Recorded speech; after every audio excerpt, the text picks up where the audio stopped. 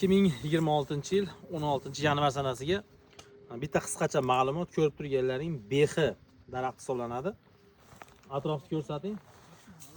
Video qilishimizdan maqsad behi kam suv joylarda yaxshi effekt bermaydi. Mana shu bunga yaqqol misol bo'ladi, chunki mana kam suv joy bo'lgani uchun natija past. Bu yerda shoxtoli o'rikdan foydalanilgan. O'rik juda ham zo'r natija beradi. Erta joylarda doim bizni tavsiyamiz bilan ekilganda yuqori natija beradi. Buni dehqonni o'zidan so'rashlaring ham mumkin. Xohlasalaring pastda nomer qoldiramiz, telefon qilsalaring dehqonning nomerini beramiz. Tavsiya bo'yicha ekkan. O'rik Vanderkot ertagi yaxshi daromad beryapti. Bu shoftoli 4 yoshda video qilishdan asosiy maqsad 4 yilgacha umuman kesilmay qolib ketgan holatda. O'tgan yil bunda kesilgan yerlardan yo 2 yil oldin. Plus shakli juda ham buzilib ketgan. Hozir shuni billa sizlar bilan shaklga qo'yamiz.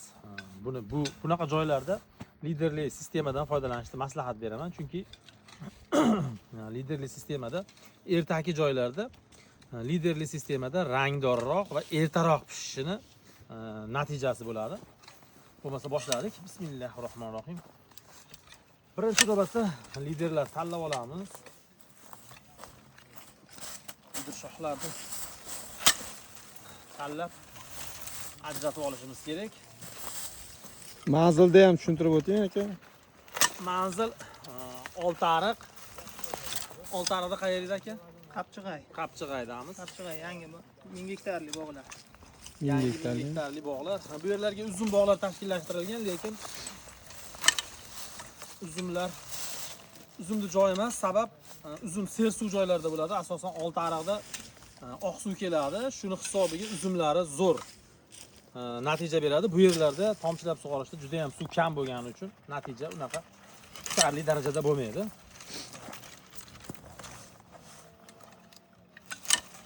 Uzoq vaqt kesilmasa, meva kurtaklar juda ham kamayib ketadi. Shu sababli shoftoli daraxtini har yili kesishlaringni maslahat beraman. Bu daraxt ham keyingi yilga borib juda ham chiroyli holatga kelib qoladi, xudo xolasa. Buni olamiz. Bundan voz kechamiz.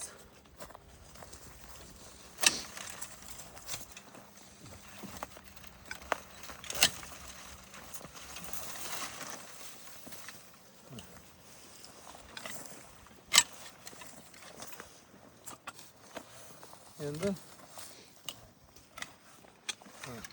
ichki shoxlar to'liq qurib ketgan, sabab daraxt kesilmagan. Shu sababli ichki shoxlarni birinchi navbatda ochib chiqishimiz kerak bo'ladi.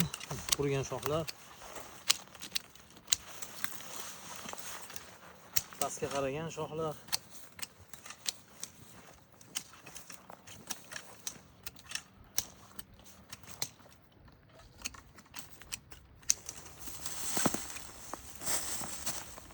Endi bu daraxtga har yili shunaqa kesilishini hisobiga, agar bu yozlarda ham kesilsa, tanasiga meva kurtaklar shakllanadi.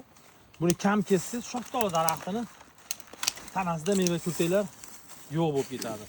Mayda shoxlar umuman kerak emas, chunki ular meva qilgan taqdirda ham baribir ko'tarmaydi. Bu Samanta shoftolisi bo'ladi, ertaki shoftoli.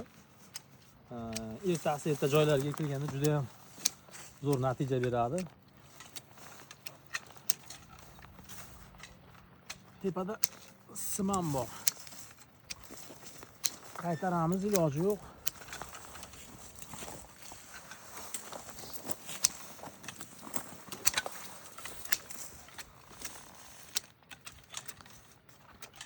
To'liq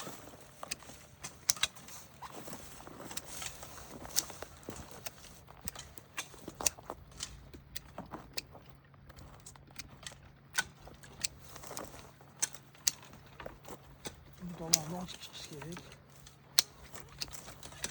Yakkalash kerak.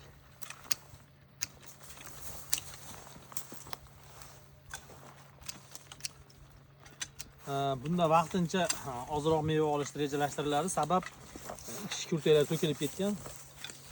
Salqin ko'pligini hisobiga. Shu sababdan yozda may oyida zelyoniy obreska qilib, xudo xolasa yangi kurtaklar shakllantiramiz. Inshaalloh kuzatib tursalaringiz.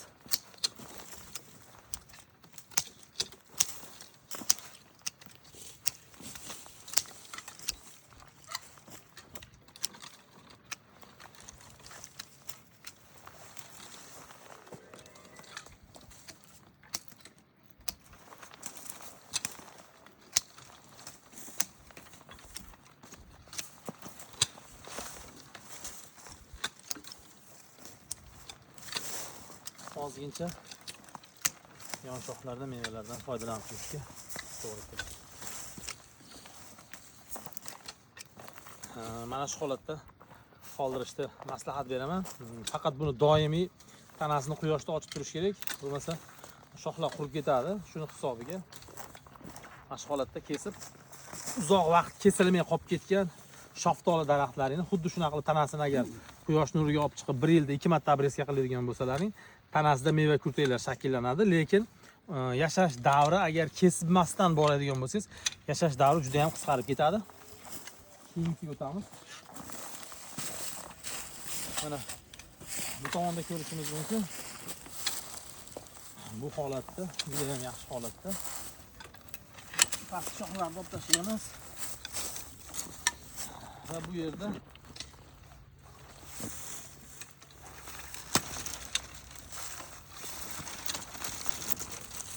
gidralar tanlab olamiz.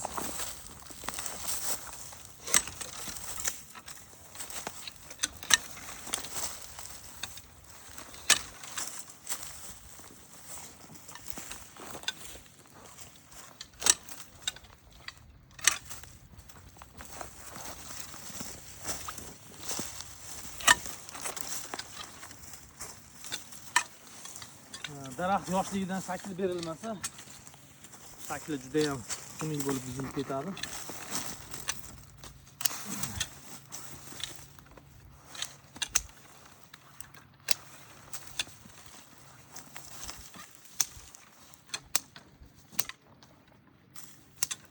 Iloji yo'q, qaytarishga majbur bo'lamiz.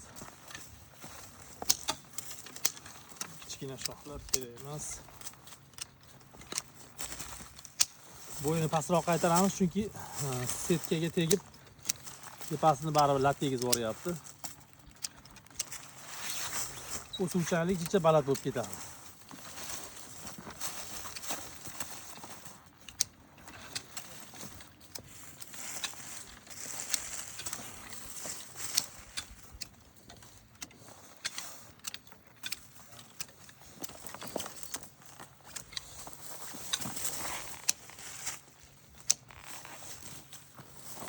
Shu holatda buni kelgusi yil meva uchun harakatlantirishimiz mumkin bo'ladi. Mehnatlarga bitta-bitta like bosamiz, bizni kuzatishda davom etasizlar.